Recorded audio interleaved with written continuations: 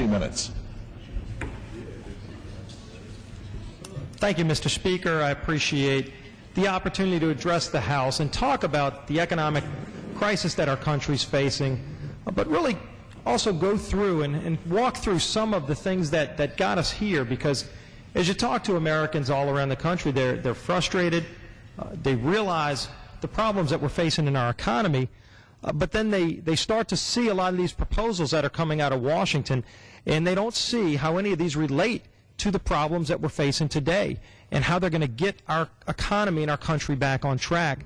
And I've got to say, there are a lot of us here that share that same frustration, share that same feeling that Washington still doesn't get the message of what's happening out there in the country and what it's going to take to get the economy back on track.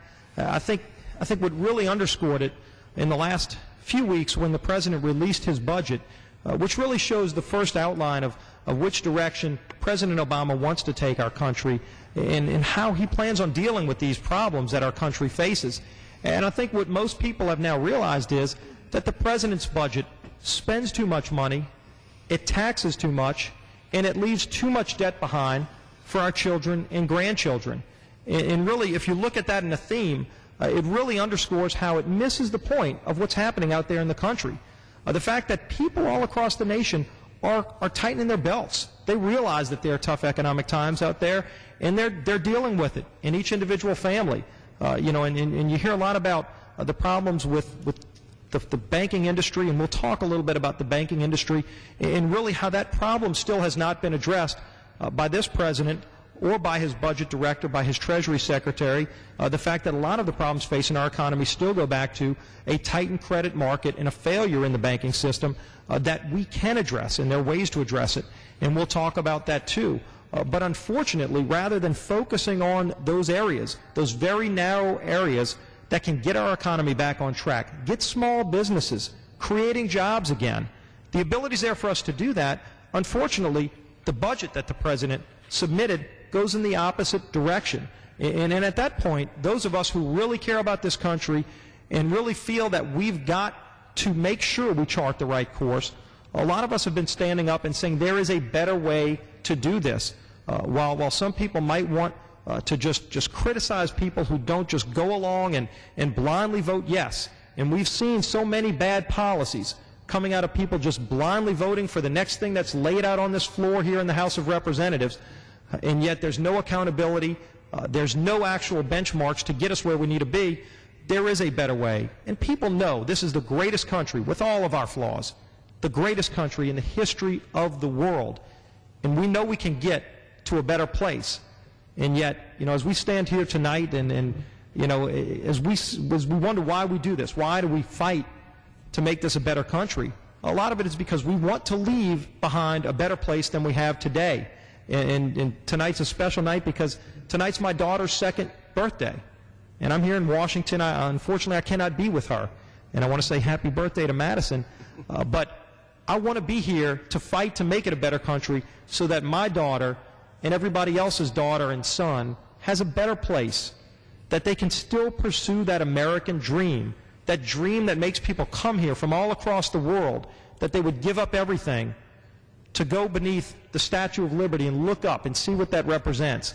And that vision of America is still out there, and it's still in the hearts of people all across this country.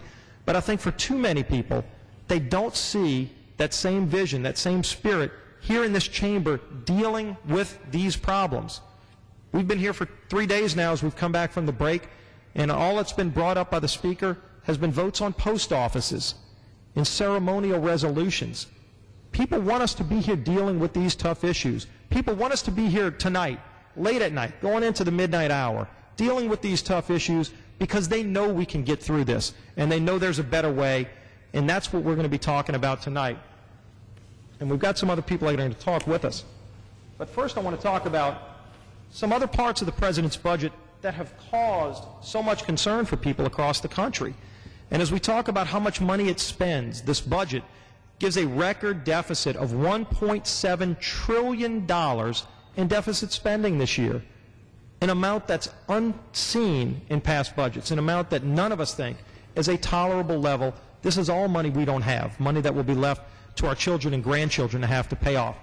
But if they also look, and this is what's sending shockwaves throughout the rest of this country now, as people start to read the fine print, they're looking at these tax increases.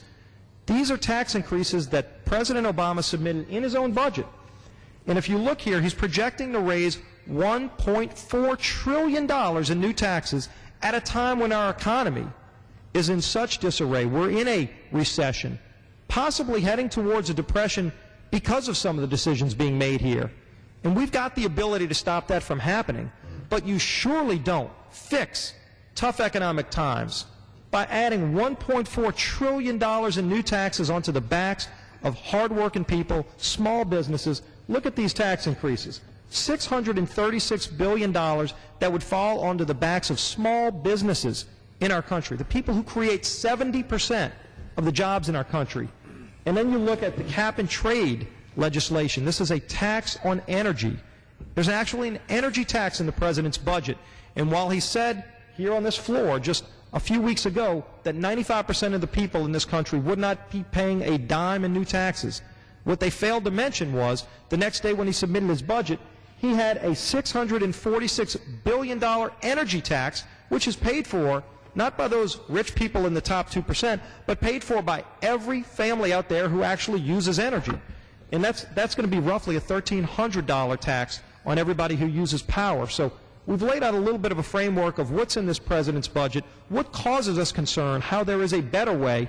And with that, I want to introduce my friend from Georgia, Mr. Westmoreland, to also share some of his thoughts on this. I want to thank my friend from Louisiana for hosting this hour tonight, giving us